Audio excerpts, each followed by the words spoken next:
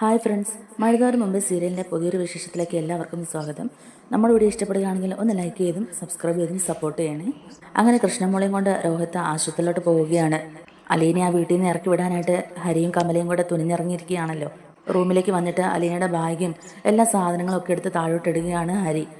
എന്നിട്ട് ഇതെല്ലാം കൂടെ വാരിക്കൂട്ടി എടുക്കാൻ ഒരു ചാക്ക് എടുത്തുകൊണ്ട് വന്നൊക്കെ തന്നെ പറയുമ്പോഴേക്കും നമ്മുടെ അലീന ദേഷ്യം വന്നിട്ട് പറയുന്നുണ്ട്, ചാക്കിൽ വാരിക്കൂട്ടി എടുക്കേണ്ടത് നിന്നെയാടാ എന്നിങ്ങനെ പറയുകയാണ് അലീന.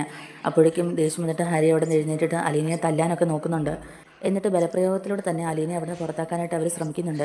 ആ സമയത്ത് അലീന അവരിൽ നിന്ന് രക്ഷപ്പെടാനൊക്കെ ആയിട്ട് വേണ്ടി അവിടെ ഇരുന്ന് ഒരു കുപ്പിയെടുത്ത് ജനൽ കമ്പിയിൽ ഇടിച്ച് പൊട്ടിക്കുകയാണ്. എന്നിട്ട് ഹരിയുടെ നേർക്ക് ചൂണ്ടിക്കൊണ്ട് പറയുന്നുണ്ട്, ഇനി നീ എൻ്റെ ദേഹത്ത് തൊട്ടിട്ടുണ്ടെങ്കിൽ നിന്നെ ഞാൻ കൊത്തി വീഴ്ത്തും എന്നൊക്കെ തന്നെ പറയുകയാണ്. അലീനയുടെ ആ ഒരു പ്രകടനം കാണുമ്പോഴേക്കും അവർ ശരിക്കും ഞെട്ടിപ്പോവുകയാണ് കേട്ടോ. അപ്പോഴേക്കും അങ്ങോട്ടേക്ക് ഭവിത ഓടി വരുന്നുണ്ട്. എന്നാലും അവർ വിട്ടുകൊടുക്കുന്നൊന്നുമില്ല കേട്ടോ. ഹരിയും കമലയും ഭവിതയൊക്കെ കൂടിയിട്ട് തന്നെ അലീനയുടെ കയ്യിൽ നിന്ന് ആ കുപ്പിയൊക്കെ മേടിച്ച് താഴോട്ടിടുന്നൊക്കെയുണ്ട്. എന്നിട്ട് ബലപ്രയോഗത്തിലൂടെ തന്നെ അലീനയെ വലിച്ചഴിച്ച് കൊണ്ടുപോവുകയാണ്. അന്ന് രാജീവനും ഹരിയും ഒക്കെ ചെയ്ത പോലെ തന്നെ വീണ്ടും കമലയും ഹരിയും കൂടെ ചേർന്ന് അലീനയെ കയ്യിലൊക്കെ പിടിച്ച് ബലമായിട്ട് പിടിച്ച് മുറ്റത്ത് തള്ളുകയാണ്. അപ്പോഴേക്കും അകത്ത് നിന്ന് ബബിത അലീനയുടെ സാധനങ്ങളെല്ലാം കൂടെ ഷോപ്പറിലും ബാഗിലും ഒക്കെ കൂടെ എടുത്ത് തിരികെ കയറ്റി അതും കൂടെ കൊണ്ടുവന്ന് അലീനയുടെ നേർക്ക് വലിച്ചെറിഞ്ഞ് കൊടുക്കുകയാണ്. അവിടുന്ന് വളരെ വിഷമത്തോടു കൂടി തന്നെ അലീനയുടെ സാധനങ്ങളൊക്കെ എടുത്തുകൊണ്ട് ഹോസ്പിറ്റലിലേക്ക് തന്നെ വരികയാണ്. ഈ സമയത്ത് കൃഷ്ണമോളെയും കൊണ്ട് രോഹിത്ത് ആശുപത്രിയിൽ എത്തുന്നുണ്ട്. ഇവരോട് ഇപ്പോൾ ഹോസ്പിറ്റലിലേക്ക് വരണ്ടെന്നൊക്കെ ബാലചന്ദ്രൻ പറഞ്ഞിട്ടുണ്ടായിരുന്നല്ലോ. ആശുപത്രിയിൽ എന്തെങ്കിലും വിവരങ്ങളൊക്കെ അറിഞ്ഞിട്ട് ഞാൻ പറഞ്ഞോളാം എന്നൊക്കെ പറഞ്ഞിരുന്ന. എന്നാലും ഇവർ പെട്ടെന്ന് അങ്ങോട്ടേക്ക് കയറി ചെല്ലുന്ന കാണുമ്പം സ്വാഭാവികമായിട്ടും അത് ബാലചന്ദ്രന് ഒരു സംശയമൊക്കെ ആവുന്നുണ്ട്. എന്നിട്ട് കൃഷ്ണയോട് തന്നെ ചോദിക്കുന്നുണ്ട്, എന്തിനാ മോളിപ്പോൾ ഇങ്ങോട്ടേക്ക് വന്നത്? ഇപ്പം വന്നാൽ അമ്മയെ കാണാൻ പറ്റില്ല എന്നൊക്കെ ഞാൻ പറഞ്ഞല്ലേ എന്നൊക്കെ തന്നെ ചോദിക്കുന്നുണ്ട്. അപ്പോഴേക്കും കൃഷ്ണമോള് തിരിച്ച് ബാലേന്ദ്രനോട് പറയുന്നുണ്ട്, അച്ഛനല്ലേ ഫോൺ വിളിച്ചിട്ട് ഇപ്പം ഇങ്ങോട്ടേക്ക് വരാൻ പറഞ്ഞത്, ഇപ്പം വന്നാൽ അമ്മയെ കാണാൻ പറ്റുമെന്ന് അച്ഛൻ തന്നെയല്ലേ പറഞ്ഞതെന്നൊക്കെ തന്നെ പറയുകയാണ്. അച്ഛൻ പറഞ്ഞിട്ടല്ലേ ഞങ്ങൾ വന്നത് എന്നൊക്കെ ഇങ്ങനെ ചോദിക്കുമ്പോഴേക്കും തന്നെ ബാലചന്ദ്രൻ കാര്യങ്ങൾ മനസ്സിലാവുന്നുണ്ട് കേട്ടോ. കടപ്പാട്ടൂർ വീട്ടിൽ എന്തോ പ്രശ്നങ്ങളൊക്കെ നടന്നു എന്നുള്ളത് ബാലചന്ദ്രൻ മനസ്സിലാക്കുകയാണ് നമ്മുടെ കൃഷ്ണയുടെ വർത്തമാനത്തിൽ നിന്ന് തന്നെ. അപ്പോൾ രോഹിതാണെങ്കിലും ഒന്നും മിണ്ടാതെ തന്നെ ഇങ്ങനെ നിൽക്കുകയാണ് കേട്ടോ. അപ്പോൾ നമ്മുടെ ബാലചന്ദ്രൻ പറയുന്നുണ്ട്, ഇത് വല്ലാത്തൊരു ചുറ്റിക്കളിയാണല്ലോ എന്നൊക്കെ. ഇത് കേൾക്കുമ്പോൾ തന്നെ ബാലചന്ദ്രൻ എങ്ങനെ പ്രതികരിക്കുമെന്ന് അറിയാതെ ആകെ ഇങ്ങനെ പേടിച്ച് വിറച്ച് നിൽക്കുകയാണ് രോഹിത്ത്. അതുപോലെ തന്നെ എന്തൊക്കെയോ ചുറ്റിക്കളികൾ അവിടെ നടക്കുന്നുണ്ടെന്നുള്ളതൊക്കെ ബാലചന്ദ്രൻ മനസ്സിലാക്കുകയാണ്. അതിനുശേഷം കൃഷ്ണമോളെ വൈജയന്തിയെ കയറ്റി കാണിക്കുന്നൊക്കെയുണ്ട്. വൈജയന്തി ഓപ്പറേഷനൊക്കെ കഴിഞ്ഞ് ICUവിൽ തന്നെ കിടത്തിയിരിക്കുകയാണ്.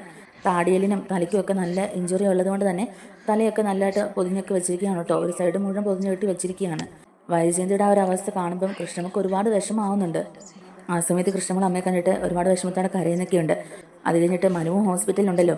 അപ്പോൾ ബാലചന്ദ്രനാണെങ്കിലും ഇവർ പെട്ടെന്ന് ഇങ്ങോട്ടേക്ക് വന്നതിൽ എന്തോ ഒരു അസ്വാഭാവികത അവിടെ നടക്കുന്നുണ്ടെന്നൊക്കെ മനസ്സിലാക്കിക്കൊണ്ട് തന്നെ മനുവിനോട് പറയുകയാണ് അവിടെ വരെ ഒന്ന് പോകാനൊക്കെ ആയിട്ട്. അലീന ഇനി അവിടെ നിൽക്കുന്നത് അത്ര സേഫായിട്ട് തോന്നുന്നില്ല എന്നൊക്കെ മനസ്സിലാകുമ്പോഴേക്കും മനു അവിടോട്ട് വരികയാണ് കേട്ടോ. മനു അങ്ങോട്ടേക്ക് വരുമ്പോഴേക്കും അവിടെ ശിവനും കമലയൊക്കെ കൂടെ ഉണ്ട്.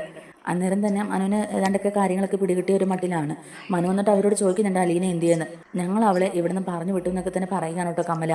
അപ്പോൾ മനു ചോദിക്കുന്നുണ്ട്, പറഞ്ഞു വിട്ടെന്നോ, എങ്ങോട്ടേക്ക് പറഞ്ഞു വിട്ടു എന്നിങ്ങനെ ചോദിക്കുമ്പോഴേക്കും ഇനി അവളെ ഈ വീട്ടിൽ ആവശ്യമില്ല, അതുകൊണ്ട് ഞങ്ങൾ അവളെ ഇവിടുന്ന് ഇറക്കി വിട്ടു എന്ന് തന്നെ പറയുക. അപ്പോൾ അത് കേൾക്കുമ്പോൾ മനുവിന് ഒരുപാട് ദേഷ്യമാവുന്നുണ്ട്. ഇനിയിപ്പോൾ ഇത് ഈ പ്രശ്നങ്ങളൊക്കെ എങ്ങോട്ടാണ് പോകുന്നതെന്നൊക്കെ ഉള്ളൊരു മട്ടിൽ ആകെ ദേഷ്യത്തിൽ തന്നെ നിൽക്കുകയാണ് കേട്ടോ മനുവും. പിന്നെ മനുവിൻ്റെ ദേഷ്യം നിയന്ത്രിക്കാനാകാതെ അവരോട് ഇനി ഇച്ചിരി മോശമായിട്ട് തന്നെ സംസാരിച്ചാലും സംസാരിക്കുമെന്നൊക്കെ തോന്നുന്നത്. അപ്പോഴും ബാലചന്ദ്രൻ ഇപ്പോൾ ഇവിടെ ഇല്ലാത്ത സമയം നോക്കി അലീനയെ ഇറക്കി വിട്ടാൽ അലീന അവളുടെ പാട്ടിന് പോകുമെന്നൊക്കെയാണ് അവർ വിചാരിച്ചിരുന്നത്. പക്ഷേ അതുപോലെ അല്ലാട്ടോ നടക്കുന്നത്. അലീന നേരെ വന്നത് ഹോസ്പിറ്റലിലേക്കാണ്. അവിടെ വന്നിട്ട് ബാലചന്ദ്രനെ കാണുകയൊക്കെ ചെയ്യുന്നുണ്ട്.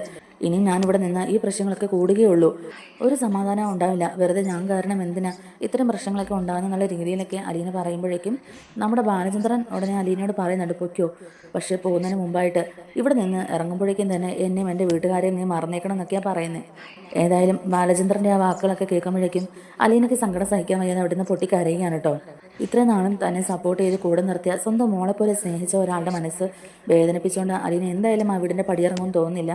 ബാലചന്ദ്രനെ വിഷമിപ്പിച്ചുകൊണ്ട് അലീന എന്തായാലും അങ്ങനെ ഒരു തീരുമാനം എടുക്കില്ലെന്ന് തന്നെയാണ് തോന്നുന്നത്. അപ്പോൾ ഇതൊക്കെയാണ് പ്രൊമോ വിശേഷങ്ങൾ. നമ്മുടെ വീഡിയോ ഇഷ്ടപ്പെടുകയാണെങ്കിൽ ഒന്ന് ലൈക്ക് ചെയ്യാനും സബ്സ്ക്രൈബ് ചെയ്യാനും മറക്കല്ലേ.